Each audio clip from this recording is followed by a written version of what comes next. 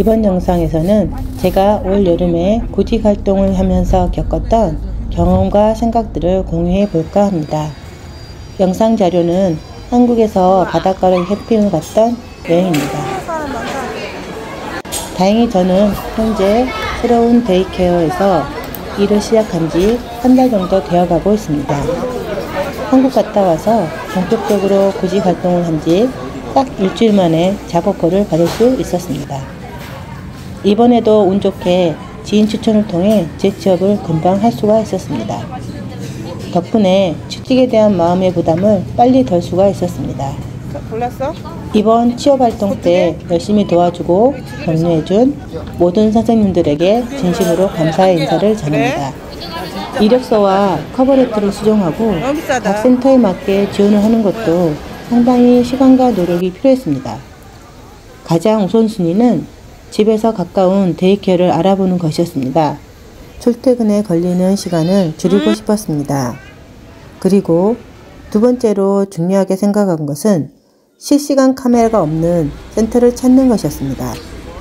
실시간으로 카메라로 아이들을 볼 수 있는 곳은 부모나 조부모들이 아이들을 데이케어에 보내놓고 핸드폰이나 컴퓨터로 계속 지켜보는 분들도 있었습니다.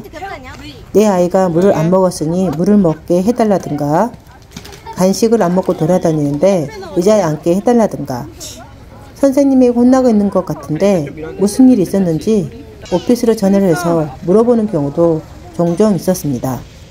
물론 오피스에서도 매니저가 실시간으로 각 반에서 선생님들이 어떻게 활동하는지 체크를 하기도 했습니다.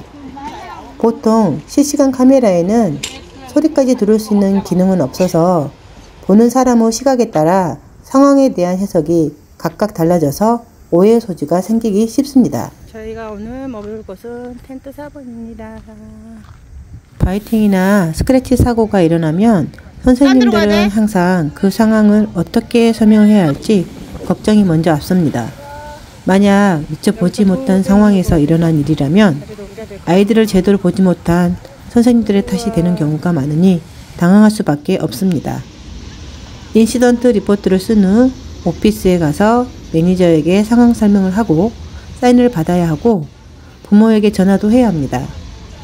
까다로운 부모와 아이라면 영어로 제대로 상황 설명을 할 수 있을지 부담으로 다가올 수밖에 없었습니다. 그런 일들이 일어나면 오피스에서 매니저와 부모들이 녹화된 화면을 돌려보면서 어떤 상황에서 일이 일어났는지를 확인하는 경우도 종종 있었습니다. 주로 난프라핏과 예전부터 눈여겨보고 있던 데이케어들을 먼저 지원을 했었습니다. 지인들이 근무하고 있거나 근무했던 곳 중에서 매니지먼트가 좋다거나 베네핏이 좋다는 것도 지원을 했습니다. 그렇게만 했는데도 취업하기 전까지 20곳 정도의 메일을 보내고 그중 몇 군데와 면접을 봤습니다. 이력서와 커버레터를 보낸다고 해서 연락이 다 오는 것은 아니었습니다. 심지어 지인 추천임에도 불구하고 아무런 답변 메일도 받지 못한 경우도 있었으니까요. 어떤 선생님은 1월에 이력서를 보낸 곳에서 9월에 연락이 와서 취직을 하기도 하였다고 하네요. 괜찮은 선생님이 있으면 이력서를 보관했다가 사람이 필요할 때 다시 연락을 해서 면접을 보고 새로 채용을 하기도 한다고 합니다. 저 같은 경우에도 난프라핏 데이케어들에서는 그렇게 하는 것을 종종 경험하기도 하였습니다. 요즘은 데이케어에서 인디드, 페이스북, 잡페이커 등을 통해 채용 공고를 올리면 하루 만에 100통이 넘는 이력서를 받는 경우도 있다고 합니다. 아마 현재 구직 활동을 하고 계신 분이라면 다들 지금의 상황을 공감할 수 있을 거라고 봅니다. 제가 처음 EC 유아교사 일을 하시기만 해도 선생님들이 부족했기 때문에 지원만 해도 거의 뽑아주었는데 지금은 완전히 분위기가 달라졌습니다. 이번 구직 활동을 통해서 왜 밴쿠버 실업률이 6.2%나 되는지 실감이 들었습니다. 잡 포스팅을 보다 보면 계속 공고가 나오는 곳도 있습니다. 그리고 같은 언어가 운영하는 곳인데 다른 이름으로 센터를 나눠서 공고를 올리는 경우도 있습니다. 왜 그럴까요? 그 센터들을 다녔던 선생님들의 이야기에 의하면 매니지먼트가 정말 좋지 않았다고 했습니다. 반에서 서클타임을 하고 있는데 카메라를 보고 있던 매니저가 교실로 와서 이래라 저래라 간섭을 하는 경우도 있었고요. 일한 급여를 제때 맞춰서 주지 않고 기본적으로 일주일에서 2주일 정도 밀려서 주는 경우가 허다했다고 합니다. 일하는 선생님이 ECA인지 ECE인지도 제대로 모를 때도 있었다고 하네요. 급여에 웨이지 이네스먼트를 주지 않아서 확인을 했더니 몰라서 그랬다고 했다고 하네요. 갑자기 기존에 일하던 센터에서 다른 이름은 같은 센터로 가서 일을 하라고 하는 경우도 있었고요. 일을 그만둘 때도 매니저 마음에 따라 2주 노티스도 필요 없이 당장 다음날부터 나오지 말라고 하기도 했다고 합니다.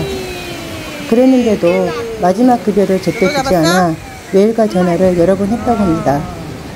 라이센싱, 워크비시, 서비스 캐나다 등에 신고를 하겠다고 하니 그때서야 서둘러서 정산을 받을 수 있었다고 합니다. 그만두고 나서 2달 넘게 걸렸던 것 같습니다. 다른 센터 매니저는 마음대로 스케줄을 하루아침에 늘렸다 줄였다 하기도 했다고 합니다. 스케줄을 미리 줘야 하는 것이 기본인데 말이죠. 계약서에 주 35시간이니 40시간이 적어봤자 아무 소용이 없었다고 합니다. LMI를 해주고 BCPMP 서포트를 해주는 것을 큰 묘기로 삼았다고 하네요. 버케이션도 제대로 쓸 수가 없고 아파도 제대로 쓸 수가 없었다고 합니다. 본인이 서브 티처를 찾아서 본인 대신 스케줄을 하도록 했어야 했다고 합니다. 그런 센터들에 들어가서 일을 하던 쌤들은 PR받고는 바로 그만두는 경우가 대부분이었다고 합니다. 그만둔다고 하니 이민국에 BCPMP 서포트를 취소하겠다는 메일을 보내겠다고까지 했다고 하네요. 아무리 급하다고 해도 화약을 쥐고 불구덩이에 뛰어드는 것 같아서 그런 센터들은 아예 지원할 생각도 하지 않았습니다. 한국 가기 전에 면접을 보러 가기로 했다가 바로 취소를 한 적이 있었는데요. 이 센터에서는 토요일인데도 전화로 연락을 했었습니다. 월요일에 면접을 보러 가기로 했다가 집에서 좀 멀다 싶어서 면접 취소를 했었습니다. 그런데 얼마 후 아는 쌤이 그곳에 취직을 했다고 연락이 왔었습니다. 들어보니 홈데이케어였는데 한국 쌤들도 많이 있었다고 했습니다. 많은 분들이 LMI를 해주는 조건으로 최저시급으로 일하고 있고 상황이 안 되는 분들은 현금으로 받고도 일을 하고 있었다고 합니다. 다이퍼 베드를 사용해야 해서 아이들을 계속 들올렸다 내렸다 해야 하니 허리랑 팔이 너무 힘들었다고 합니다. 그리고 7곳 센터를 관할하는 매니저랑 같이 일을 하다 보니 거의 혼자 아이들을 도맡아 봐야 하는 경우가 많아서 너무 힘들었다고 합니다. 홈데이케어에서 일하는 것이 쉬울 줄 알았는데 그런 것은 또 아니더라고요. 그 선생님은 IT 자격증이 있었는데도 시급을 저에 비해서 많이 낮게 불렀더라고요. 보통 데이케어에서 EC 선생님들에게 주는 시급을 준다고 했었다고 합니다. 저에게는 경력이 있으니 IT 기본 시급을 주겠다고는 했었거든요. 그 쌤은 다들 취업하기가 힘들다고 하니 인터뷰를 보는 날 바로 일을 해달라고 해서 일을 시작할 수밖에 없었다고 하네요. 그만둔 지금도 서브티처를 해줄 수 있는지 연락이 계속 온다고 합니다. 아무튼 토요일에 전화로 연락이 오는 센터는 사람이 급하게 필요한 곳이지만 일하기에는 좋지 않은 곳이라는 것을 다시 한번 깨달았습니다. 저는 지원하고자 하는 곳이 있으면 웹사이트를 먼저 전부 훑어보는 편입니다. 어떤 필라소피를 가진 데이케어이고 어떤 식으로 운영을 하는지 웹사이트를 들어가 보면 어느 정도는 알 수 있으니까요. 그리고 요즘에는 많은 데이케어에서 버추얼 투어를 할 수 있도록 해두었더라고요. 데이케어 환경이 어떤지 온라인 투어를 통해서 알 수 있으니 직접 가서 보지 않아도 알 수 있겠더라고요. 물론 작은 홈 데이케어들은 웹사이트가 없는 경우도 있지만 대부분 있습니다. 인디드나 잡탱크의 구인 광고를 보면 서티피케이션, 시급, 근무 시간, 잡 타입, 베네핏, 로케이션, 잡 디스크립션, 리콰이먼트 등을 알 수가 있습니다. 한국 가기 전에도 꾸준히 인디드와 잡탱크를 통해 가고 싶은 곳의 데이케어 잡포스 등이 나오는지를 눈여겨보았습니다. 자주 들어가 보니 2023년도와는 좀 달라진 것 같다는 느낌을 받았습니다. 2023년에는 웨이지가 좀 높게 나오는 곳도 많았는데 2024년 들어와서는 웨이지가 생각했던 것 이상으로 낮아진 느낌이었습니다. 인터뷰를 보면 볼수록 드는 생각은 경력자들을 그다지 데이케어에서 원하지 않는 것 같다는 느낌이었습니다. 경력이 있으면 재취업에 더 유리하게 작용할 것이라는 말도 있었지만 현실은 좀 또 다르더라고요. 같은 말에서 일을 하는 선생님들은 경력자 선생님들을 원하겠지만 데이케어를 운영하는 입장은 좀 더 다른 것 같았습니다. 오히려 학교를 이제 막 졸업해서 일을 찾고 있거나 ECEA 자격증을 가진 선생님들의 취업이 더 쉬운 것 같았습니다. 지금 잡동포나 인디들을 봐도 ECEA 선생님들을 구하는 데이케어들이 많습니다. LMI가 필요해서 최저 시급을 받고도 일을 하고자 하는 선생님들은 원하는 원호들도 종종 있는 것 같습니다. 이윤을 추구하는 타르 데이케어는 시급을 낮추고 정부 보조금을 못 받는 ECE 선생님들을 더 많이 채용하는 분위기였습니다. 반면에 난프라핏 데이케어는 확실히 시급 면에서는 시장의 흐름을 맞춰가고 있었습니다. 2023년의 경력자 IT 선생님들의 웨이지가 25에서 26불 정도의 형성이 되고 가고 있는 분위기에 따라가고 있었습니다. 2024년도에도 난프라핏 데이케어 등에서 올려놓은 잡포스팅의 시급을 보면 알 수 있습니다. 그러나 그런 곳에 취직하는 것은 결코 쉬운 일은 아닌 것 같습니다. 구하는 인원도 적을 뿐만 아니라 이미 내부적으로 온콜이나 파트타임을 하고 있는 선생님들에게 먼저 기회가 주어지니까요. 그래서 난프라핏 조직에서 일을 하려면 먼저 온콜 포지션부터 시작하는 것을 추천하는 것 같습니다. 2023년 9월부터 BC 주정부 보조금이 4달러에서 6달러로 오른 것은 다 아는 사실일 것입니다. 그리고 또한 주정부에서 IT와 SN 자격증 소지자들에게 주는 특별보조금도 2024년 1월 15일부터 각각 2,000불과 3,000불을 시청할 수 있게 시행이 되고 있습니다. 이렇게 정부에서 제공하는 정책들로 인해 ECE 유아교사의 최종시급이 다른 직종에 비해 올라간 것은 틀림이 없습니다. 그래서 그동안 일이 힘들어서 ECE 필드를 떠났던 많은 영주권과 시민권이 있는 분들이 다시 데이케어로 돌아온 것은 사실이니까요. BC 주정부 특별보조금 정책으로 인해 많은 ECE 선생님들이 IT와 SN까지 자격증을 업그레이드하는 경우가 올해 들어 많아졌습니다. 그래서인지 어떤 데이케어에서는 IT 선생님이 반에 2명이 되면 기존 1명만 IT 시급을 받고 다른 한 분은 ECE 시급 그대로 받게 하는 경우가 많아지더라고요. 다행히 다른 반에 자리가 나서 옮기게 되면 시급이 올라갈 수 있겠지만 기존 반에 그대로 있으면 특별보조금 이외에는 자격증이 업그레이드가 되어도 시급상에는 크게 혜택이 없는 셈이지요. 그래서는 오늘은 보통 IT반에 IT, ECE, ECE의 선생님으로 각 한 명씩 배치하기를 원합니다. 채용 공고를 보다 보니 심지어 기존의 ECE 웨이지로 올라왔던 시급이 IT 선생님의 시급으로 잡포스팅으로 올라온 것을 보고 깜짝 놀란 경우도 많았습니다. 웨이지 인핸스먼트까지 포함한 금액으로 최종 금액을 올리고 있는 곳이 점차 늘어나고 있습니다. 그래서 채용 공고를 볼 때 시급이 WE를 포함하고 있는지 아닌지가 적혀져 있는지를 꼼꼼히 봐야 합니다. 친절하게 인클루시브 웨이지 인핸스먼트라고 써있는 것도 있지만 꼼수를 부리듯 안 써놓은 것도 많이 있기 때문입니다. 이렇게 정부에서 주는 혜택을 데이케어 오너와 매니저들은 본인들이 주는 것처럼 생각을 하는지 시급이 낮아진 것도 많이 볼 수 있었습니다. 주정부에서 보조금을 2달러 더 올려준 이유가 사라져버린 것이나 마찬가지가 된 거죠.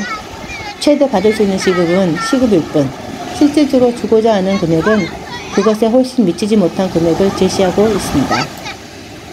높은 시급을 줘야 할 경력자 선생님들을 꼭 써야 되나 하는 생각을 갖고 있는 듯한 느낌을 받았습니다. 본인들이 줄 수 있는 금액만 오케이 한다면 자리를 바로 만들어 주겠다는 이야기를 서슴없이 하기도 하더라고요. 그럴 거면 기존에 받았거나 희망하는 시급을 물어보지 않는 것이 더 좋지 않았을까요? 아예 처음부터 자기네들이 제시할 수 있는 금액을 적어두면 지원자들이 알아서 선택해서 지원을 할 테니까 말이죠.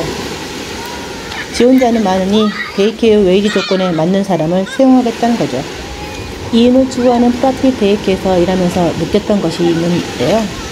더 이상 오너나 매니저들은 계속해서 몇 년 동안 같은 센터에서 일을 하고 있는 선생님들에게는 시급을 올려줄 생각을 하지 않게 되었다는 것입니다. 고인물이라고 생각하는 것일까요?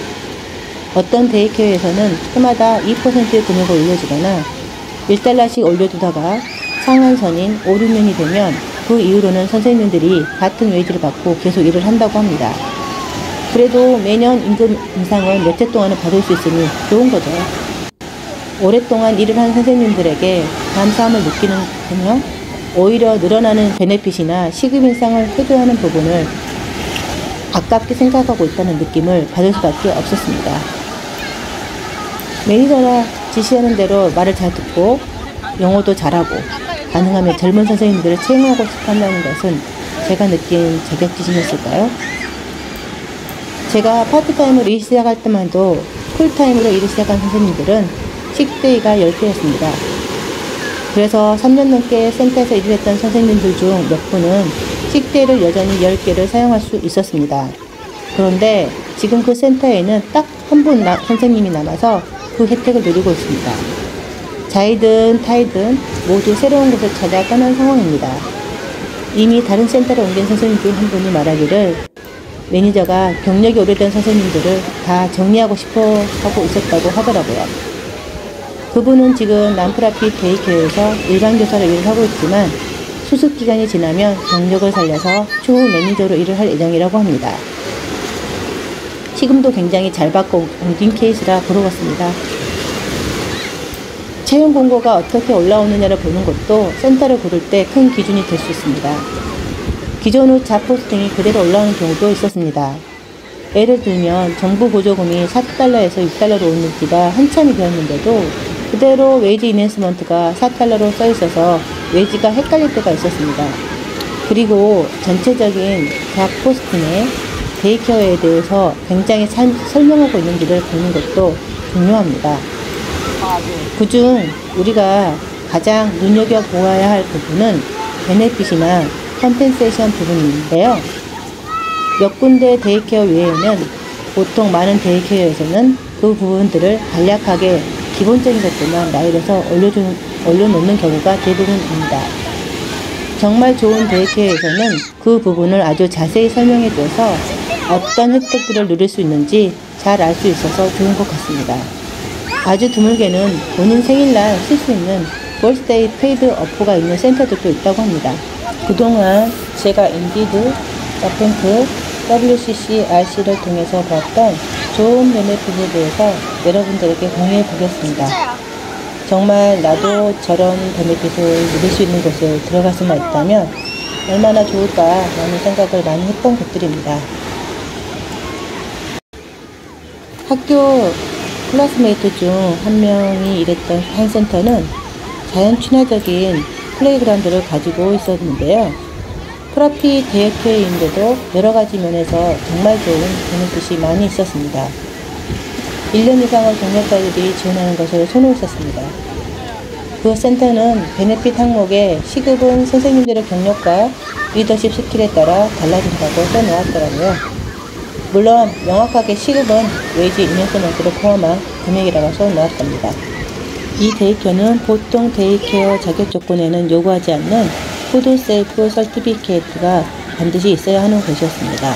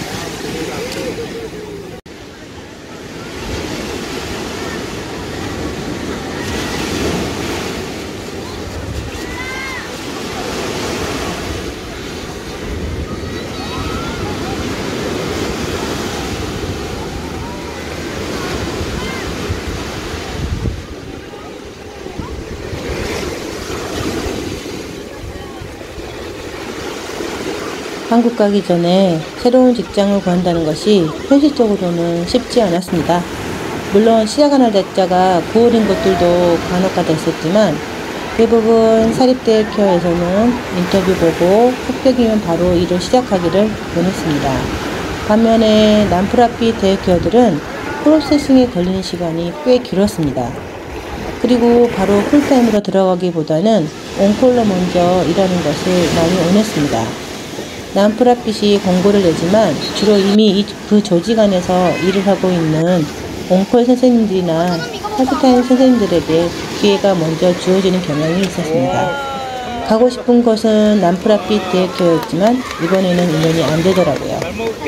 제가 구직 활동을 해보니 특히나 난프라핏 대학교들은 시민권자, 영주권자를 우선 채용하고 있는 추세였습니다. 그래도 오픈워크 퍼밋이나 워킹 홀리데이 비자를 가지고 일을 구하는 것은 그나마 나은 편입니다. LMI를 통해서만 일을 시작할 수 있는 졸업생들이나 해외에서 캐나다로 오고자 하는 외국인 노동자들은 많이 힘든 상황이 된 것 같습니다. 당분간은 캐나다에 꼭 필요한 부족직군에만 혜택이 주어질 것 같습니다. 요즘 LMI 승인이 되고 있는 분들의 이야기에 의하면 6개월도 아닌 8개월 정도가 걸린다고 합니다. 2월에 신청한 분들이 10월초에 나왔다고 하니까요. 다행히 아직까지는 2년짜리 클로즈 워크 퍼밋으로 잘 나오고 있는 것 같습니다. 제가 자주 가서 정보를 얻는 네이버 카페는 프레진 캐나다, 회사사, 오캐나다 비자, 플러밴드입니다. 그리고 블로그를 운영하고 있는 분들 또한 영주권 진행에 대해서 많이 올려두었으니 정보를 많이 찾아보시기 바랍니다. 알아야 보인다고 하죠? 다른 직업을 갖고 계신 분들이 얻는 정보들도 물론 많이 있습니다. 그리고 카톡 오픈방에 EC를 검색해보면 여러 개의 캐나다 관련 EC 교사 모임이 있습니다. 본인에게 맞는 곳에 참여해서 정보도 서로 교환하고 모르는 부분들에 대해서 물어보면 많은 분들이 대답도 잘 해주고 계십니다. 그리고 가끔씩 선생님을 구한다는 잡 포스팅도 하니 길을 잘 잡아보세요. 한국에서 바로 오셨거나 캐나다 안에서 인맥이 없으신 분들이라면 이렇게 카톡방으로라도 인맥을 쌓아가는 것도 하나 방법일 것 같습니다. 한국 선생님들이 일을 잘한다는 것은 데이케어 오너나 매니저라면 대부분 잘 알고 있습니다. 카톡방에 있는 쌤들이 센터를 대신해서 공고를 올리기도 하니까요.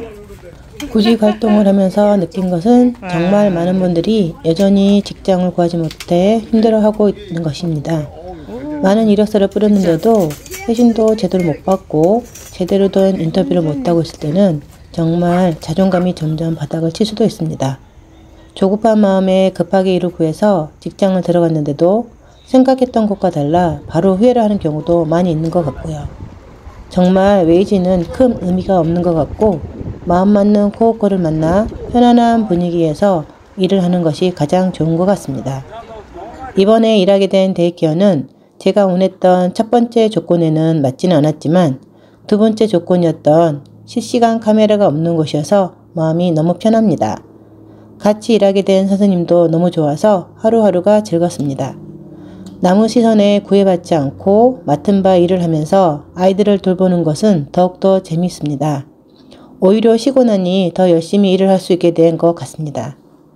저를 추천해주고 최상의 조건으로 기회를 만들어준 선생님들에게 진심으로 감사의 말을 전합니다. 매니저가 선생님들 입장에서 생각해주고 의견을 물어봐 주는 것이 가장 마음에 들었습니다.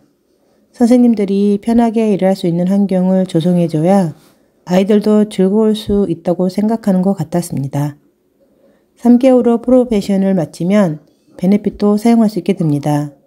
새로운 곳으로 옮기게 될 때 이제는 3개월의 수습기간이면 짧은 것에 속하는 것 같습니다. 요즘은 기본이 6개월, 심지어는 1년의 시간을 말하는 센터도 있으니까요. 지금도 구직 활동을 열심히 하고 있는 모든 EC 선생님들에게 좋은 기회가 빨리 오기를 바랍니다. 저도 열심히 다시 아이들과 즐거운 추억을 쌓아가도록 하겠습니다. 구독, 좋아요는 영상을 만드는 데 큰 힘이 됩니다. Thank you for watching.